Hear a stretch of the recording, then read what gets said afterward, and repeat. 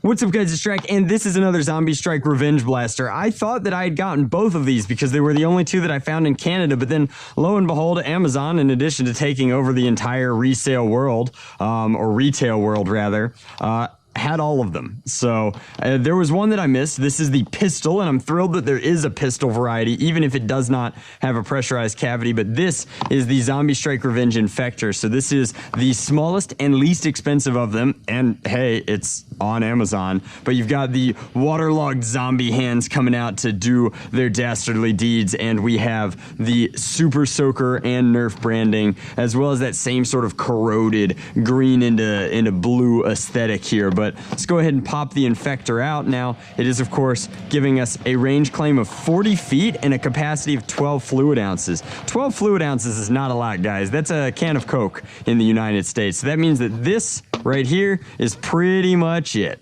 Hopefully, that means that we get a reasonable amount of shots, but I'm not going to hold my breath here for the Infector to have a reasonable amount of shots. We're going to have to come over to the house itself and load via Castle Drac, because I do not think my trusty water bottle over there is 12 ounces, or at least it isn't as of yet, since we were just playing with Soaker Man. So that is now full. Yep. And this is one of those quarter turn caps, complete with the ultra cool bio logo on it. One of these three did not have that. This one has it here and on the tank, which definitely lends this one a pretty unique aesthetic, makes it very, very cool. Now, again, I will criticize Nerf because criticism is due here. You put a sticker on something that is designed to be used around water.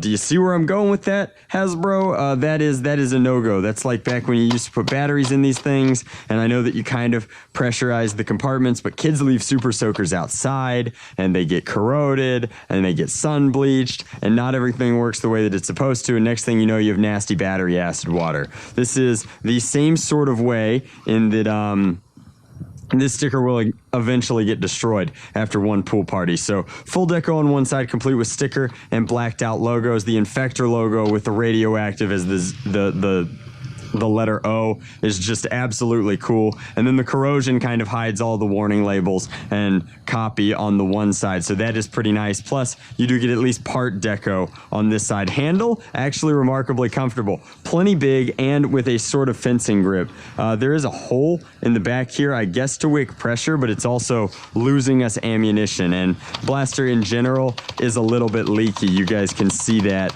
there. However, let's fire. Again, ranges of 40 feet. So once to prime, and then that should be a full pump, and 40 feet means that we should easily be able to hit my neighbor's driveway. Can we do it?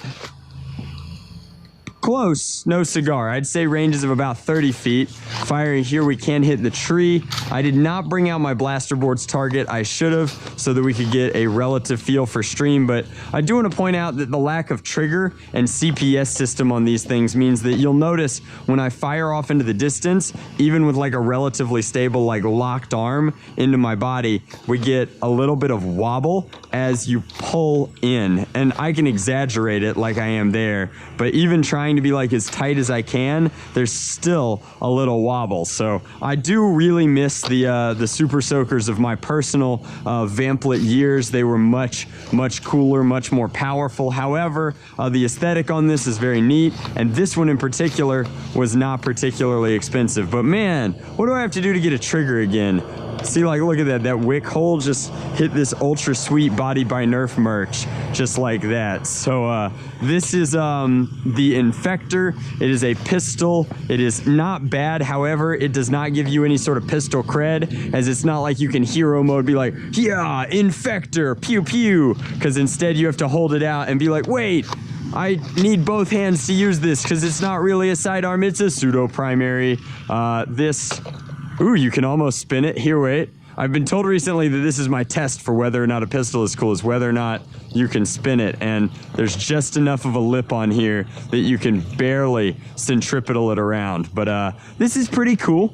The Infector, it looks good, and I had to purchase it, not because I wanted what I consider to be an objectively bad Zombie Strike Revenge sidearm, but because I'm working on a really cool project, we're gonna take some stuff to the next level because YouTube is awful right now, and I have an idea, and so I needed all 3 of the Zombie Strike Revenge blasters. But thank you guys very much for watching. Hopefully you enjoyed this review of the Infector. It's a pretty honest review. I cannot tell you if it's worth your money or not because it is expensive, and there will hopefully be better water blasters on the market soon. Like, how long do we have to go to get some things with pressurized units and triggers and decent performance and constant streams and decent capacities? Like, all I want is the best Super Soakers ever again, guys. Like, is that really so much to ask? Anyway, much love. Nerf on. Drac out.